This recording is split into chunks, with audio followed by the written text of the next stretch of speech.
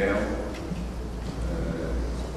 meu querido amigo, direto colega de magistratura, com quem eu tive a honra de integrar a segunda turma do Superior Tribunal de Justiça, na época que eu atuava no direito público, Castro Meira. Meira, eu fiquei perplexo. O que Terezinha fez com você? Você sempre foi melhor para Alessandro que eu, mas agora está muito melhor aí. Sei que Terezinha está fazendo, que chala está te dando. Professor, grande jurista, doutorador, nosso amigo, professor Ives Ganda da Silva Martins, professor Eduardo Maneiro, o mineiro que enriquece o Rio de Janeiro, aliás, todas as coisas boas do Rio, até governadores, são oriundos de Minas, pode ter certeza. E eu peço desculpa à plateia, principalmente o pessoal de fora, pela indelicadeza do presidente da mesa, diz que eu sou mineiro de Três Corações. A gente não diz que é mineiro, porque pode ofender quem não é. Não é verdade? E eu digo que ser mineiro é mais do que uma questão de cidadania. Ser mineiro é um estado. Agora, ser mineiro, tricurdiano e cruzeirense é uma grande.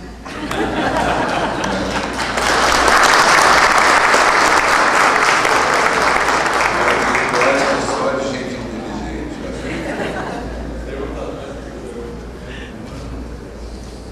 Não, eu nem falo ao praticado, porque eles estão indo bem para a segunda dimensão.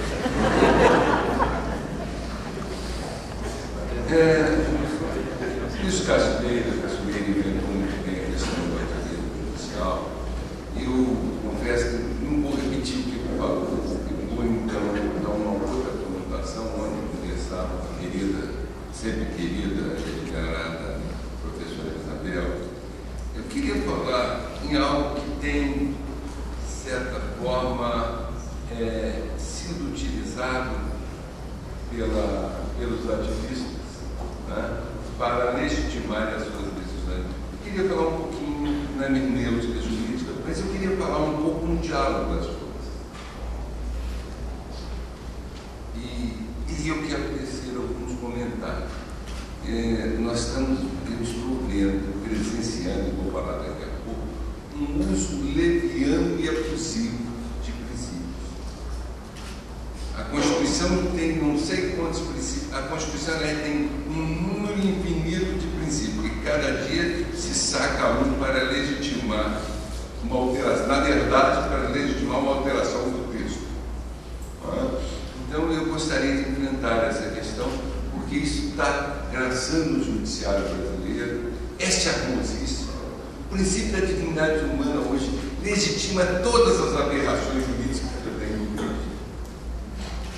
Mas todos, pouco tempo eu estava debatendo com um colega e ele buscava o princípio da dignidade humana para jogar contra o texto. Mas mais do que contra o texto, jogava contra o sistema. Então a gente precisa, eu falo isso para os debates.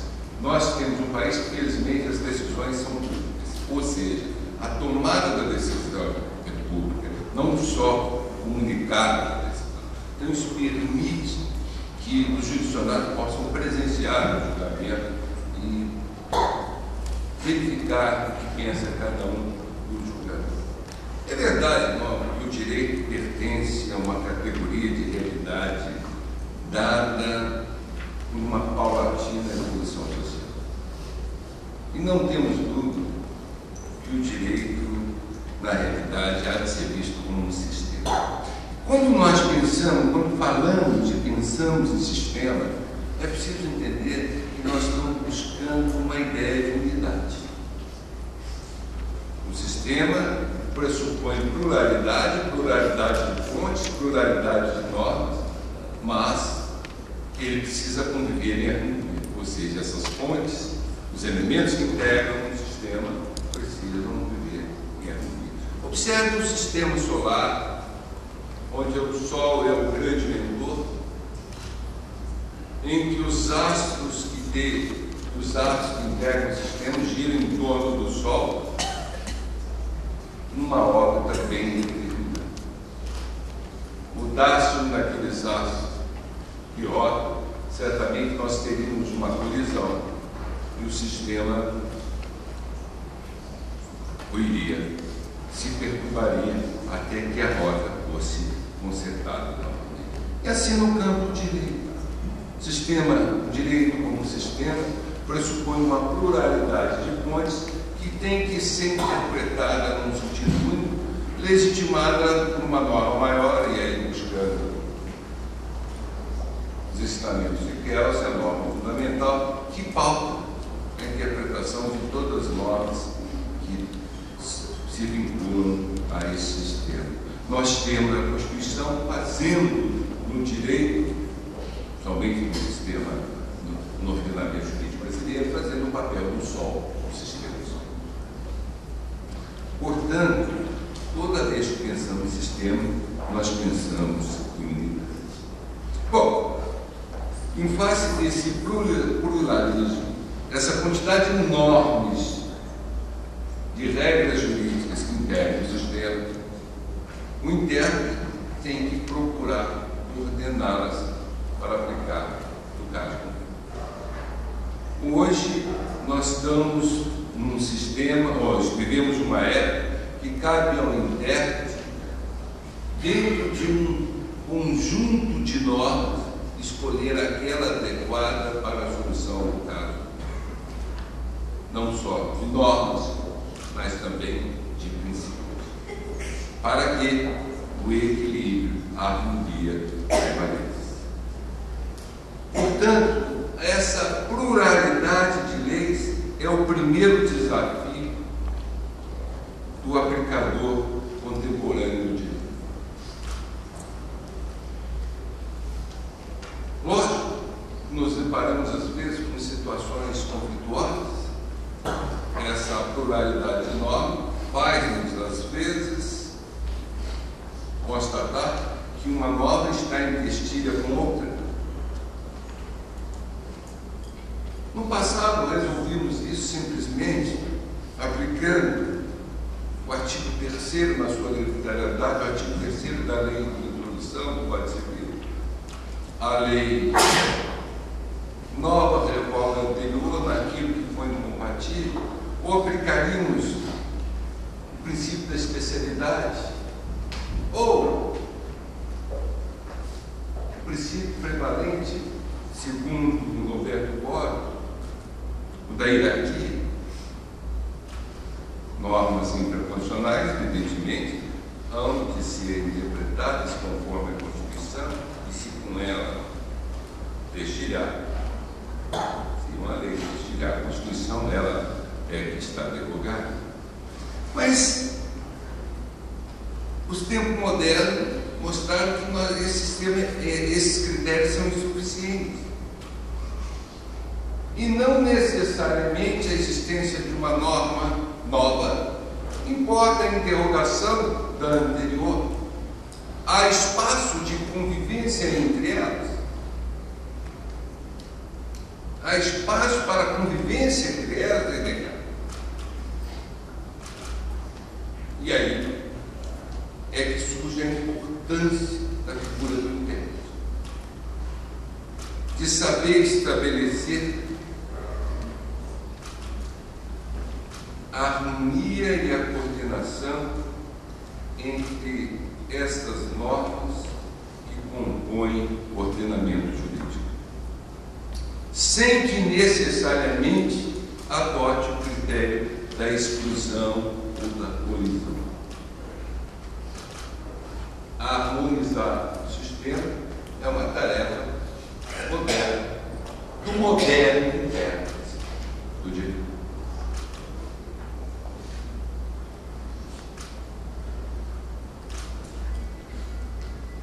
Hoje o que se busca é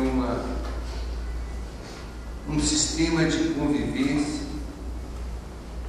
derivado ou restaurado das normas, com o propósito de superar as disomias, incompatibilidades, ou seja, procura-se uma eficiência não só hierárquica, mas sobretudo funcional das normas que integram o sistema.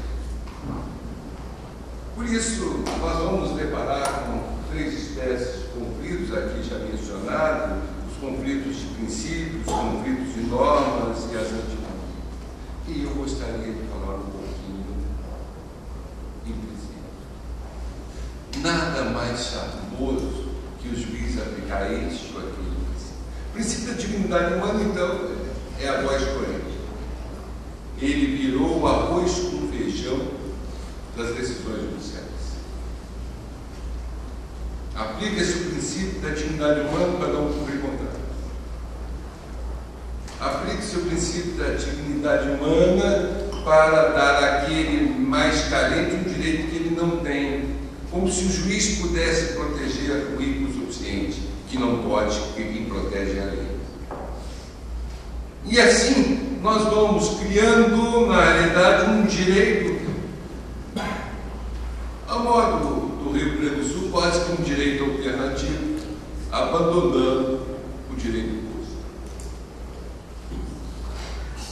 E quando pensamos que fazemos justiça, dando a quem não tem razão aquilo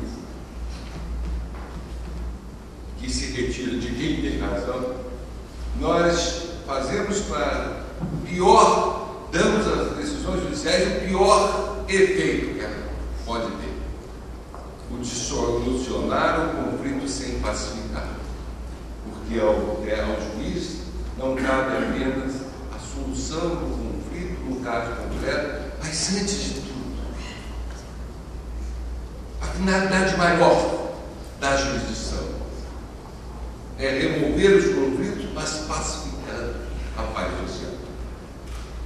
E as decisões mais, hoje temos visto, e falo isso porque sou juiz, mas tenho visto no Superior Tribunal de Justiça, sobretudo no campo do direito privado.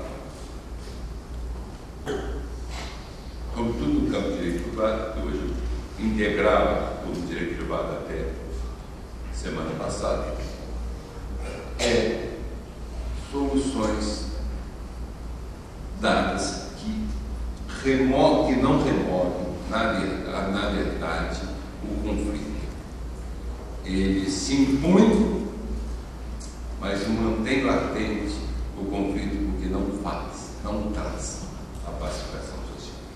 E é aí que eu quero dizer: buscamos em outro, buscamos Albert Alexis, falamos em errado, falamos em princípio, falamos em norma, falamos em princípios na sua força normativa, falamos em regras, como de aplicação obrigatória, nas regras, quando existe, ela não admite ponderação, o que é contrário à regra da derrogada, ou como diz Habermas, na regra é tudo ou nada. Se aplica a uma, se derroga a outra. Já nos princípios, não.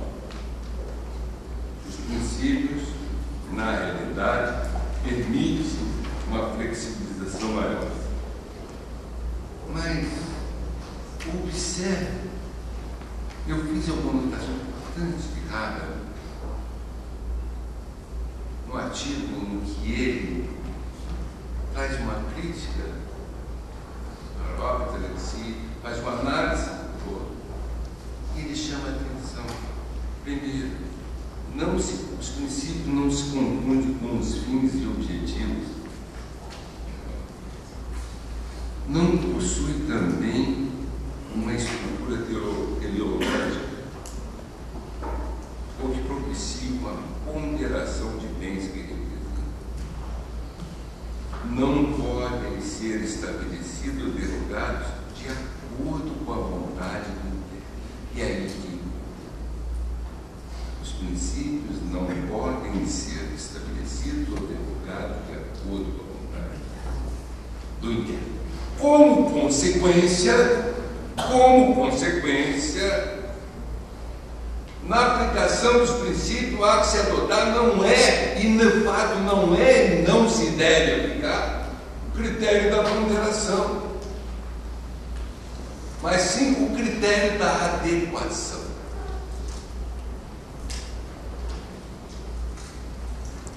Deve-se verificar qual o princípio aplicado ao caso. E por que isso? Porque violar estaria um dos objetivos da jurisdição, do Estado juiz, um dos objetivos do juiz, do direito, a segurança jurídica. A segurança jurídica. Aplicar princípios pelo critério da ponderação é permitir ao juiz que decida primeiro o rumo a ser dado e legitime a sua decisão, escolhendo os princípios que a sua decisão legitima. Não se pode decidir assim. Não se pode legitimar decisões pré-concebidas. E esse uso leviano dos princípios tem construído um direito, se não absurdo para quem tem noções mínimas do direito, quando não abusivas e destoante do direito. Isso constitui, sem nenhuma sombra de dúvida, um ativismo, mas um mau ativismo. O ativismo não há de ser concebido neste sentido. Quando pensamos no ativismo judicial, pensamos ou entendemos na construção de regras que se conformam ao ordenamento jurídico, que encontram-se implícitas e que precisam ser descobertas, reveladas para a aplicação de casos concretos, mas sem negar a unidade do sistema.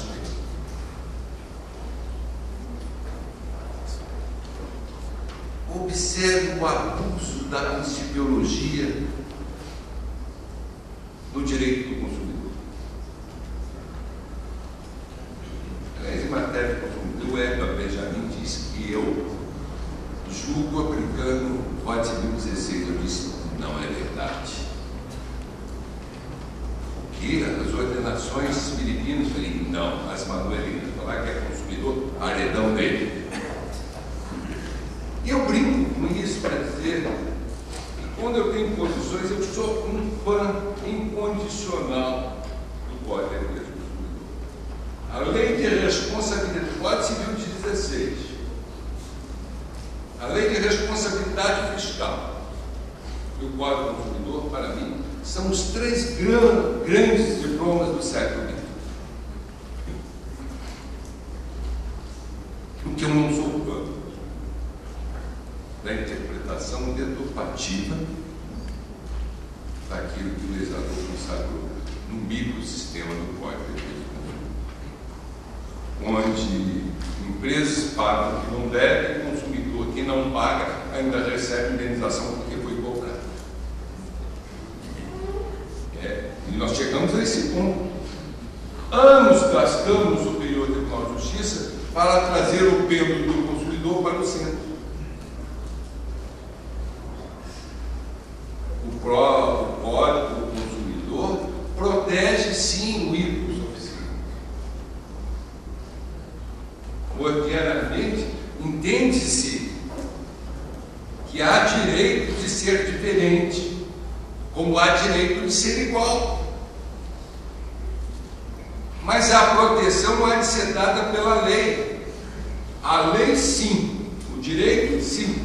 Verificando determinados grupos ou a situação de determinados grupos, pode estabelecer regras protetivas, regras de inversão de ônus da prova, procurando superar a diferença entre a diferença ora cultural, ora econômica. Eu tenho dito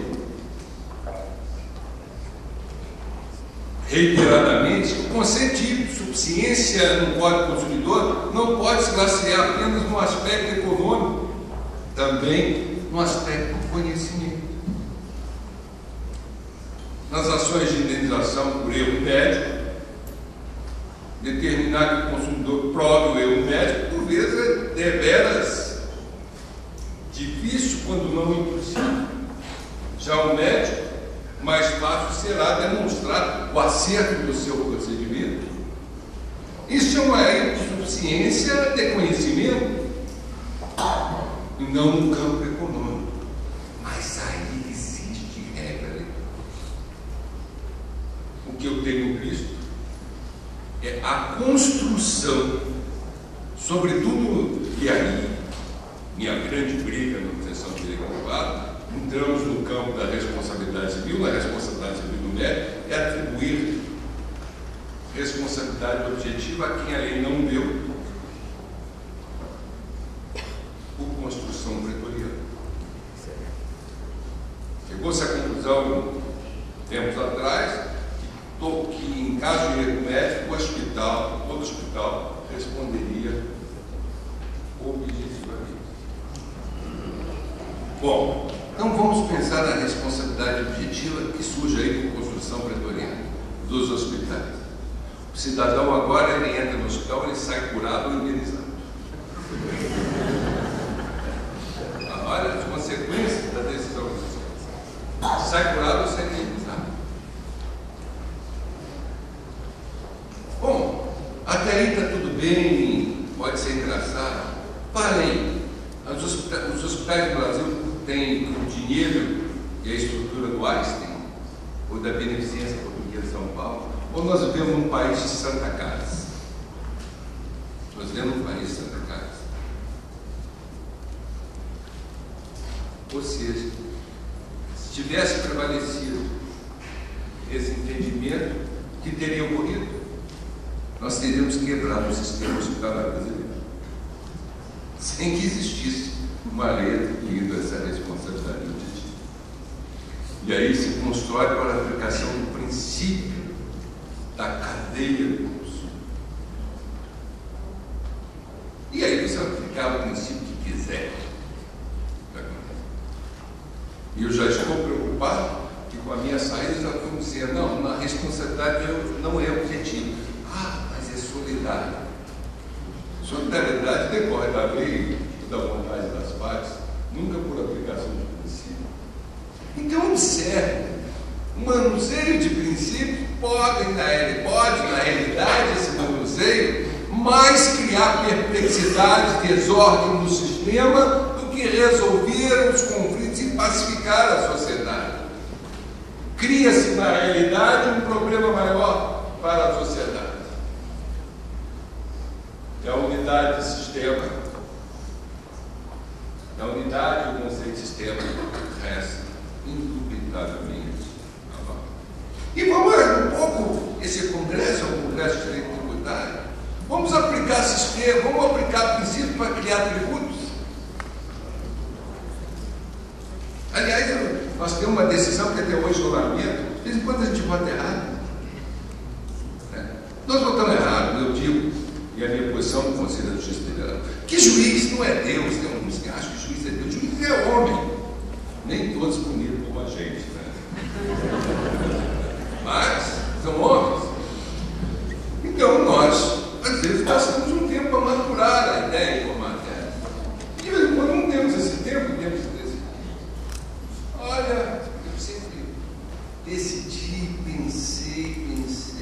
Lembra aquela questão do INCRA, da contribuição do INCRA? Jurisprudência pacificada, tranquila, que aquela contribuição havia sido extinta. Mais de 5 anos. Tem o INCRA, o procurador do INCRA, de Minas até, que na realidade no Brasil sempre nasce em Minas, em São Paulo também, alguns em São Paulo. Porque o futebol, nós temos a realidade em Minas. Pelé, que é o segundo cidadão mais importante da minha terra. Primeiro eu pergunto aos meus alunos na prova. Eles têm sido sinceros. Mas observem bem, depois de mais de 5 anos, dado como derrogado ou como extinto aquela contribuição, um trabalho muito bem feito. Aliás, no campo de direito tributário, os trabalhos são normalmente o dinheiro está no direito público, não é lá no direito privado. Fora as questões sociais, os advogados mais competentes contratados estão no direito público. De nota a diferença da massa muito grande. nós entendemos que aquela extinção da contribuição não havia ocorrido. Foi decisão. Você veio muito preso na vida. Qual a consequência? O que nós fizemos da realidade? Isso eu questiono, pondero, penso, refiro. Nós recriamos um tributo por decisão judicial. A decisão judicial sedimentada que extingue, permite-se a volta atrás depois do tempo. Lógico, se extinguiu, entendeu hoje, daqui 2 meses, 3, ainda não consolidada a jurisprudência, até consolidar, tudo será possível. Mas, consolidada a jurisprudência, nós podemos voltar atrás e recriar um tributo por decisão judicial, que não vinha consequência essa. Mas nós precisamos errar para aprender. E hoje eu tenho, filosoficamente, entendido que uma vez derrogado por decisão judicial, já sedimentada, cristalizado o entendimento, extinto um tributo, o remanejado, ou seja, tendo a decisão judicial de extinção, que reconhece a extinção do tributo, já se consolidado, tendo esse entendimento consolidado no tempo e na jurisprudência, evidentemente que a recriação dependeria, ou seja, não recriação, mas a criação de uma mesma contribuição deveria passar pelo processo legislativo. Porque daria a impressão, dando ao Poder Judiciário, uma competência que ele não tem de reinstituir. Mas isso é uma discussão muito aberta ainda. E só depois que eu julguei, eu pude começar a pensar. Naquela época eu não tive um discernimento que tenho hoje para sequer debater. Botei correndo acompanhando a Helena Galvão. E achava que estava certo. E também não sei se estou certo hoje, mas nós temos que refletir. Nós precisamos refletir sobre isso. Porque se tem um conceito determinado, é o da verdade. Eu não vou alongar mais, mas eu gostaria de chamar a atenção dos senhores que nós precisamos entender a necessidade de um diálogo das fontes, um diálogo da fonte em que há influências recíprocas, porque a aplicação, às vezes, conjuntas de normas, ora simultânea, ora em relação de subsidiariedade,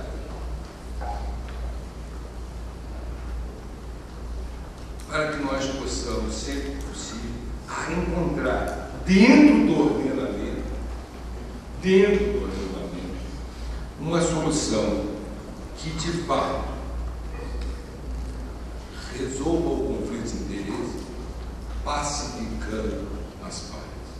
Aí sim, nós podemos falar que a jurisdição atingiu o seu papel. Aí sim, nós podemos dizer que nós tivemos um acesso à justiça, entre aspas, justa, pacificadora, solucionadora e restauradora do sistema. Eis em síntese, eu penso que posso parar aqui, ainda não recebi o cartão amarelo, mas, em termos de ideia, o que eu gostaria de trazer a esse seleto auditório, do mais alto nível, eu deixo preponderantemente cruzeirense.